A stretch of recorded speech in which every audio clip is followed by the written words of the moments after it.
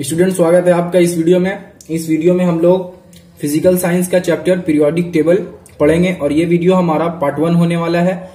तो इस वीडियो में हम लोग डोबेरिनियर्स लॉ ऑफ ट्रायड्स समझेंगे, न्यूलैंड्स लॉ ऑफ ऑक्टेव समझेंगे एंड मेंडलीव्स का पीरियोडिक लॉ और भी बहुत सारे चीजों को जानेंगे। तो वीडियो को पूरा एंड तक देखें। चलिए शुरू करते हैं। स्टूडेंट्स, अगर आप बंगाल बोर्ड के स्टूडेंट हैं तो मुझे उम्मीद है कि आपने इस चैनल को सब्सक्राइब कर लिया होगा। अगर फिर भी आपने चैनल को सब्सक्राइब नहीं किया है तो ज़रूर सब्सक्राइब कर लें ताकि मैं और भी ज़्यादा मोटिवेशन के साथ आप सभी स्टूडेंट्स की हेल्प कर सकूं। और हाँ, आप मुझे कमेंट करके बता सकते हैं कि आपको नेक्स्ट वीडियो कौन से टॉपिक पे चाहिए। तो सबसे पहले हम लोग समझ लेते हैं कि डोबेरिनियर्स लॉ ऑफ ट्रायड्स क्या है। तो डोबेरिनियर्स लॉ ऑफ ट्रायड में हुआ ऐसा कि डोबेरिनियर ने तीन एलिमेंट का ग्रुप बनाया। तीन एलिमेंट को उन्होंने चुना और वो तीनों एलिमेंट का प्रॉपर्टी जो था वो क्या था, सिमिलर था। और वो तीनों एलिमेंट को जो उन्होंने चुना तो जो सबसे पहला एलिमेंट था उसका वेट दूसरे एलिमेंट से कम था एंड जो तीसरा एलिमेंट था उसका वेट दूसरे एलिमेंट से कम था, मतलब इंक्रीजिंग वेट के अकॉर्डिंग चुना। तो मान लीजिए एक एग्जांपल लेकर रखते हैं कि एक एलिमेंट ए है, एक एलिमेंट बी है एंड एक एलिमेंट सी है। तो ए का जो वेट होगा वो बी और सी से कम होगा और बी का जो वेट होगा वो सी से कम होगा और इन तीनों का प्रॉपर्टीज क्या रहेगा, सिमिलर रहेगा। अब डोबेरिनियर्स ने क्या किया कि ऐसे ऐसे बहुत सारे तीन एलिमेंट्स के ग्रुप बनाए और उनमें एक लॉ बताया कि जो पहला वाला एलिमेंट है और जो दूसरा वाला एलिमेंट है उन दोनों के एटॉमिक वेट का अगर अरिथमेटिक मीन निकालते हैं तो जितना भी वैल्यू आएगा वो इस मिडिल वाले एलिमेंट का एटॉमिक वेट होगा। मतलब मान लीजिए अगर एलिमेंट ए का वेट अगर 4 है एंड एलिमेंट सी का वेट अगर 8 है तो इन दोनों का जब अरिथमेटिक मीन निकालेंगे वेट का, दैट मीन्स के 4 + 8 डिवाइडेड बाई 2 करेंगे तो जितना आंसर आएगा हमारा वो क्या होगा, बी का एटॉमिक वेट होगा। तो ये था डोबेरिनियर का लॉ। ठीक है, ओके। अब ये लॉ बनाने की क्या जरूरत पड़ी, तो लॉ बनाने का जरूरत ये था कि जब बहुत सारे एलिमेंट डिस्कवर हो गए तो हर एक एलिमेंट के इंडिविजुअल प्रॉपर्टीज को याद रखना मुमकिन नहीं था। तो साइंटिस्ट ने ये ट्राई करना शुरू किया कि किस तरह से एक ही प्रॉपर्टी को याद करे और उसी प्रॉपर्टी के अंदर 5-6 एलिमेंट 10 एलिमेंट को डाल दे ताकि एक प्रॉपर्टी को याद करने से हम लोगों को क्या हो, 5-6 एलिमेंट के प्रॉपर्टीज याद हो जाए। तो इसीलिए साइंटिस्ट ने क्या किया, ग्रुपिंग करना स्टार्ट कर दिया। तो उसमें जो सबसे पहले जो सक्सेसफुल हुए ग्रुपिंग करने में वो कौन थे, डोबेरिनियर थे। ओके, और इनको लॉ ऑफ ट्रायड्स इसीलिए इस वाले को बोला जाता है क्योंकि यहाँ पे तीन एलिमेंट का ग्रुप बनाया गया था और ट्रायड्स का मतलब होता है 3। अब बढ़ते हैं नेक्स्ट अगले वाले साइंटिस्ट की तरफ जो थे न्यूलैंड्स। तो न्यूलैंड्स के लॉ को बोलते हैं न्यूलैंड्स लॉ ऑफ ऑक्टेव। इनका लॉ क्यों जरूरी था और इनका लॉ क्यों बना? इनका लॉ इसलिए बना क्योंकि डोबेरिनियर ने जो लॉ बनाया था वो लॉ एलिमेंट के लिए क्या था, साबित नहीं हो पा रहा था। मतलब सभी एलिमेंट में अगर इसको अप्लाई कर रहे थे तो वो अप्लाई नहीं हो पा रहा था सभी एलिमेंट में। कुछ एलिमेंट में हो रहा था और कुछ एलिमेंट में नहीं हो रहा था। तो ये क्या था, इनका एक फेलियर था। तो इसीलिए न्यूलैंड ने क्या किया कि न्यूलैंड ने अरेंज किया इंक्रीजिंग वेट से, मतलब सबसे जिसका कम वेट था उसको पहले रखा और जैसे जैसे एटॉमिक वेट बढ़ता गया वैसी वैसी एलिमेंट को ये रखते गए। तो एग्जांपल अगर लेते हैं A B C D E F G H I J, ठीक है। तो अब ये क्या हुआ कि A का जो वेट है वो B से कम है, B का जो वेट है वो C से कम है। इसी तरह से सबसे ज्यादा वेट इसमें किसका है, J का है। तो इन्होंने जो लॉ दिया उसमें ये बताया कि अगर हम लोग फर्स्ट वाले एलिमेंट से काउंट करना शुरू करें तो फर्स्ट वाले एलिमेंट से जो 8वें नंबर पे एलिमेंट होगा यानी कि 1 2 3 4 5 6 7 8 H, तो क्या होगा, A का जो प्रॉपर्टी होगा इस वाले एलिमेंट का जो प्रॉपर्टी होगा वही इस वाले एलिमेंट का भी प्रॉपर्टी होगा। ठीक है, तो इन्होंने क्या बताया कि अगर हम लोग एलिमेंट को उनके इंक्रीजिंग वेट के अकॉर्डिंग अगर सजाते हैं, अरेंज करते हैं, तो फर्स्ट वाले एलिमेंट का जो प्रॉपर्टी होगा तो उसके फर्स्ट वाले एलिमेंट से लेकर अगर 8वें वाले एलिमेंट 8वें नंबर पे जो एलिमेंट रहेगा उस वाले का एलिमेंट का प्रॉपर्टी, दोनों का प्रॉपर्टी सिमिलर रहेगा। इसी तरह से अगर हम लोग यहाँ पे B का लेते हैं तो B यहाँ पे फर्स्ट हो गया एंड I यहाँ पे 8 हो गया। तो B का प्रॉपर्टी और I का प्रॉपर्टी दोनों का प्रॉपर्टी क्या होगा, सिमिलर होगा। अब डोबेरिनियर्स लॉ ऑफ ट्रायड्स में हम लोगों को एक एग्जांपल भी जानना चाहिए जो मैंने अभी नहीं बताया। तो वो एग्जांपल क्या है, लिथियम, सोडियम एंड पोटेशियम। और भी बहुत सारे एग्जांपल्स इन्होंने दिए थे, ये एक एग्जांपल है उनमें से। तो लिथियम का कितना था एटॉमिक वेट, 7 था एंड पोटेशियम का कितना था 39 था। जब इन दोनों का अरिथमेटिक मीन निकालेंगे मतलब 7 + 39 डिवाइडेड बाई 2 तो आंसर हमारा कितना आएगा 23 एंड सोडियम का एटॉमिक वेट कितना होता है 23। तो इस वाले ट्रायड में जो था वो डॉबेरिनियर्स का लॉ जो था वो सक्सेसफुल था। लेकिन और भी अगर हम लोग दूसरा ट्रायड बनाते हैं मतलब और भी अगर एलिमेंट का ग्रुपिंग करते हैं तो उसमें ये वाला जो प्रॉपर्टी है वो सिमिलर नहीं था, मतलब ये प्रॉपर्टी वैलिड नहीं था। ठीक है, तो ये तो हो गया डॉबेरिनियर वाला। न्यूलैंड में अभी अब तक हम लोगों ने क्या पढ़ा कि जो पहला वाला एलिमेंट रहेगा अगर एलिमेंट को इंक्रीजिंग वेट के अकॉर्डिंग अरेंज करते हैं तो पहला वाला एलिमेंट का जो प्रॉपर्टी रहेगा उस जगह से जो 8वें नंबर पे जो एलिमेंट होगा उस वाले का प्रॉपर्टी एग्जैक्टली सिमिलर रहेगा।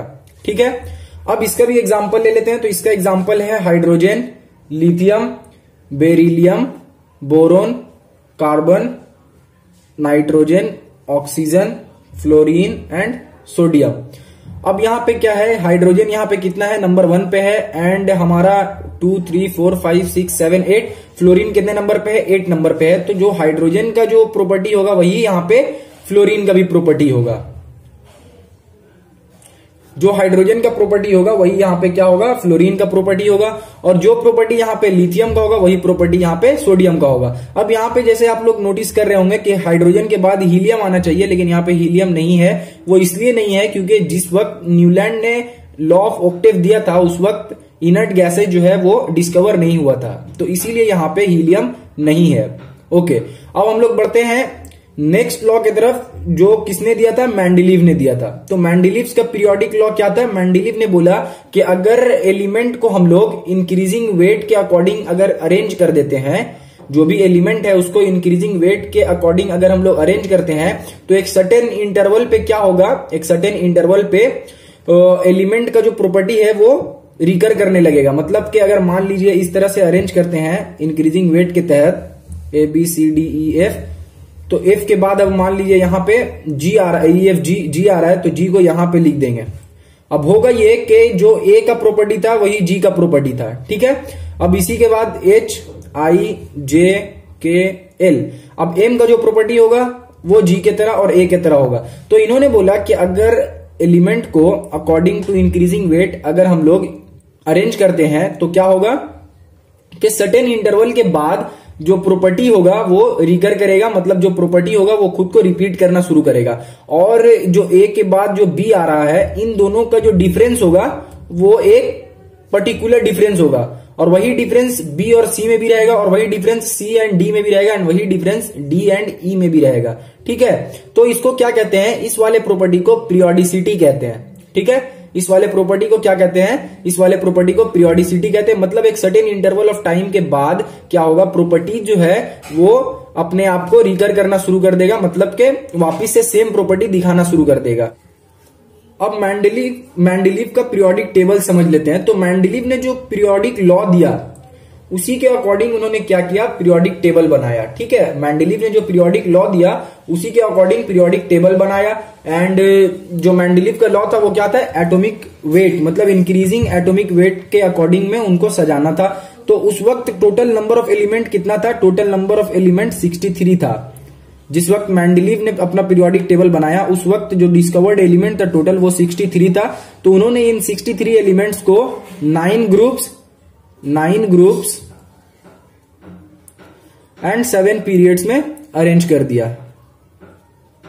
तो इनके पीरियोडिक टेबल में कितना ग्रुप था, इनके पीरियोडिक टेबल में 9 ग्रुप्स था एंड 7 पीरियड्स था। और हर ग्रुप में एक सब ग्रुप भी था, मतलब कि मान लीजिए अगर एक बॉक्स ऐसा है तो एक एलिमेंट यहां पे था, ये हो गया ग्रुप 1 का A, एंड ये हो गया B। तो एक एलिमेंट यहां पे था और एक एलिमेंट यहां पे था, तो ये हो गया ग्रुप A एंड ये सब ग्रुप। मतलब के ग्रुप यहाँ पे कौन सा है, ग्रुप 1 है, लेकिन उसमें सब ग्रुप हो गया, एक हो गया A और एक हो गया B। तो इस तरह से इन्होंने अरेंज किया। अब ग्रुप्स किसको बोलेंगे, ग्रुप्स बोलेंगे वर्टिकल कॉलम को। वर्टिकल कॉलम का मतलब इस तरह से जो कॉलम आएगा उसको ग्रुप्स बोलेंगे। एंड पीरियड्स बोलेंगे हॉरिजॉन्टल रॉ को, मतलब जो इस तरह से जाएगा रॉ उसको क्या बोलेंगे, पीरियड्स बोलेंगे। तो इस तरह से मेंडेलीव के पीरियोडिक टेबल में 9 ग्रुप्स था टोटल एंड 7 टोटल पीरियड्स थे। ओके और जो एक ग्रुप में जो भी एलिमेंट्स था उसका प्रॉपर्टीज क्या था, सिमिलर था। मतलब जो एक ग्रुप में जो जो एलिमेंट आ रहे थे उन सभी का प्रॉपर्टीज क्या था, सिमिलर था। एंड इन्होंने किस तरह से अपने टेबल को अरेंज किया था, according to increasing atomic weight. मतलब जिसका सबसे कम एटॉमिक वेट था उनको नंबर 1 पे रखा, उसके बाद जो था उसको 2 पे, उसके बाद जो था उसको 3 पे। इसी तरह से इन्होंने अपने पीरियोडिक टेबल को अरेंज किया। तो अब तक हम लोगों ने इस वीडियो में डोबेरिनियर्स लॉ ऑफ ट्रायड्स पढ़ लिया, न्यूलैंड्स लॉ ऑफ ऑक्टेव पढ़ लिया एंड मेंडलीव्स पीरियोडिक लॉ पढ़ लिया। ठीक है, तीनों के लॉ को भी अच्छे से समझ लिया। जो पहला डोबेरिनियर्स लॉ ऑफ ट्रायड्स था उसमें क्या किया उन्होंने, 3 एलिमेंट का ग्रुप बनाया और उन तीनों एलिमेंट का प्रॉपर्टीज क्या था, सिमिलर था। और उसको अरेंज कैसे किया, according to increasing atomic weight. And Newlands का जो लॉ था उसमें भी क्या हुआ है, according to their increasing weight उसको अरेंज किया गया। तो उन्होंने बताया कि जो फर्स्ट वाला एलिमेंट है उस वाले एलिमेंट का जो प्रॉपर्टी होगा वो नंबर 8 पे जो एलिमेंट रखा हुआ है उस वाले एलिमेंट के प्रॉपर्टी के सिमिलर होगा। उसके बाद मेंडलीव्स पीरियोडिक लॉ आया। मेंडलीव्स पीरियोडिक लॉ में ये आया कि एटॉमिक वेट, अगर इंक्रीजिंग एटॉमिक वेट के अकॉर्डिंग अगर हम लोग एलिमेंट को सजा देते हैं तो एक सर्टेन इंटरवल के बाद क्या करेगा, एक सर्टेन इंटरवल के बाद एलिमेंट का जो प्रॉपर्टीज है वो खुद को रिपीट करना शुरू कर देगा और उसी को हम लोग क्या बोलते हैं, पीरियोडिसिटी बोलते हैं। नेक्स्ट हम लोगों ने जाना कि मेंडलीव्स ने फिर कैसे अपना पीरियोडिक टेबल बनाया एंड उस पीरियोडिक टेबल में 9 ग्रुप्स थे एंड 7 पीरियड्स थे। हर ग्रुप में एक सब ग्रुप भी था एंड ईच ग्रुप में क्या था, जितने भी एलिमेंट्स थे उसका प्रॉपर्टीज क्या था, सिमिलर था। तो आज के वीडियो में बस इतना ही। नेक्स्ट वीडियो में हम लोग modern periodic table and modern periodic law को अच्छे से पढ़ेंगे। तो मिलता हूं आपसे नेक्स्ट वीडियो में, तब तक के लिए थैंक यू।